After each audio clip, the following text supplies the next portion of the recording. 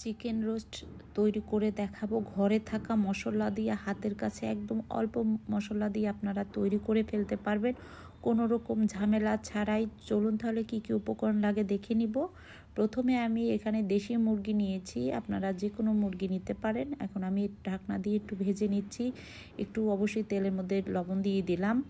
তারপরে এখন উল্টিয়ে দিব, জাস্ট একটু হালকা এরকম একটু ভেজে নিলেই হবে। রোস্টের মধ্যে যদি একটু আপনি চিকেনটা ভেজে নেন তাহলে ভালোই হয়।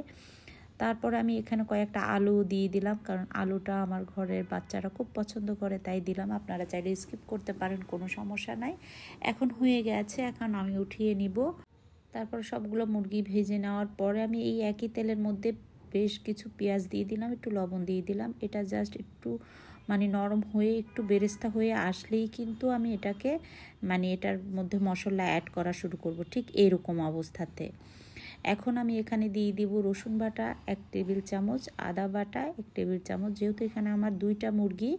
তারপরে বাদাম বাটা দিয়ে দিলাম প্রায় 2 টেবিল চামচ, দিয়ে তারপরে আমি কিন্তু এখন কষিয়ে নিচ্ছি।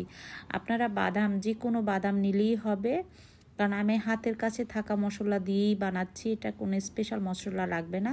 লাল মরিচ দিয়ে দিলাম আর গরম মশলা দিয়ে দিলাম, আপনারা প্যাকেট গরম মশলা নিলেই হবে। তারপর এখানে আমি গুঁড়া দুধকে, যেহেতু টক দই নেই, গুঁড়া দুধকে আমি একটু পানিতে মিশিয়ে লেবুর রস দিয়েই আমি এখন একদম বাটার মিল্ক করে নিলাম।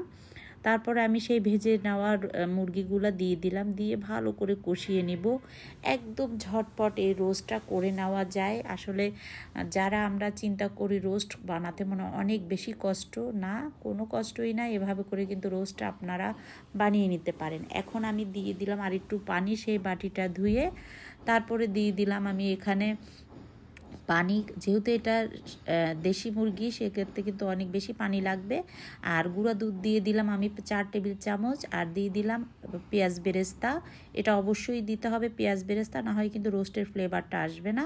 এখন ঢাকনা দিয়ে আর একটু পেঁয়াজ বেরেস্তা দিয়ে আমি ঢাকনা দিয়ে দিলাম। কাঁচামরিচ ফালি করে দিয়ে দিলাম, জাস্ট ভেঙে দিয়ে দিলাম। আমার এই রেসিপিগুলো ভালো লাগলে অবশ্যই আমার পেজটা ফলো করে দিবেন, ভিডিওতে একটা লাইক দিয়ে দিবেন, বেশি বেশি শেয়ার করে দিবেন।